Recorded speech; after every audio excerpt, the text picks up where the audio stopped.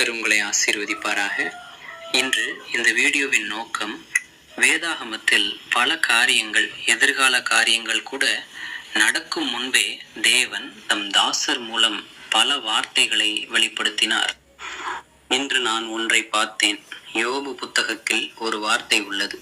27ஆம் அதிகாரத்தில் யோபு இன்னும் ஓமான ரீதியாக இவ்வாறு சொன்னார். அதாவது யோபு மூலம் தேவன் ஓமைகளை சொன்னார். 27ஆம் அதிகாரத்தை கடந்து 28ஆம் அதிகாரத்திற்கு வந்தால் இங்கே இருக்கும் புதியதும் நன்றானதுமான வார்த்தையை பாருங்கள். நீர் வீணாகாமல் இருக்க அவர்கள் நீரோடைகளுக்கு கரை கட்டுவார்கள். இந்த வார்த்தையை பார்த்ததும் உங்களுக்கு ஏதாவது நினைவுக்கு வருகிறதா? ஒரு முறை கமெண்ட் செய்யுங்கள். நீர் வீணாகாமல் இருக்க அவர்கள் நீரோடைகளுக்கு கரை கட்டுவார்கள். அதை பற்றி விளக்குவதற்கு முன் ஆங்கிலத்திலும் படிப்போம். He dams way up the streams so that they do not tickle என்றால் நீர் ஓடைகள், நீரோட்டங்களுக்கு குறுக்கே நீர் செல்லாதவாறு மனிதன் அணை கட்டுகிறான். அதாவது நாம் இப்போது பார்க்கும் நீர் அணைகள்தான். மனிதன் நிறைய நீர் அணைகளை கட்டி கொண்டிருக்கிறான். இவற்றை கடவுள் முன்னே யோபுவால் சொல்ல வைத்தார்.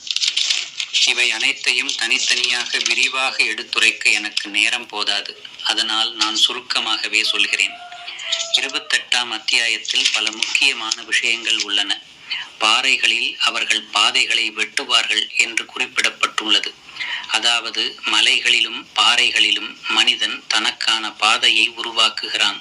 அதே குறித்து சிறந்த தேவனுடைய வார்த்தைகள் இங்கு விளக்கப்பட்டுள்ளது. இன்னும் படியுங்கள். வேதாகமத்தை படித்தால் இன்னும் அநேக காரியங்கள் நமக்கு தெரிய வரும். தேவன் நமக்காக எத்தனையோ ஞானமுள்ள வார்த்தைகளை பரிசுத்த வேதாகம நூலில் வைத்திருக்கிறார். ஆகவே நீங்கள் அதை படித்து அறிந்து கொள்ள வேண்டும். இங்கே பாருங்கள், இங்குள்ள பல ஞானம் சார்ந்த விஷயங்கள் நிறைய இருந்த போதிலும் இந்த உலகத்தில் மனிதன் எதற்காக பாடுபடுவான், எத்தனையோ ஞானத்துடன் பல விஷயங்களை கண்டுபிடிப்பான் என்று சொல்லிக்கொண்டு கடைசியாக 28ஆம் அதிகாரத்தின் முடிவுக்கு வரும்போது இங்கே பாருங்கள், மற்றும் யெகோவாவிடமுள்ள பயபக்தியே ஞானம் என்றும் தீமையை கைவிடுதலே ஞானம் என்றும் அவர் மனிதர்களுக்கு கட்டளையிட்டார். இங்கேதான் உண்மையான விஷயம். வாக்கியம் ஞானம் பெற வேண்டும்.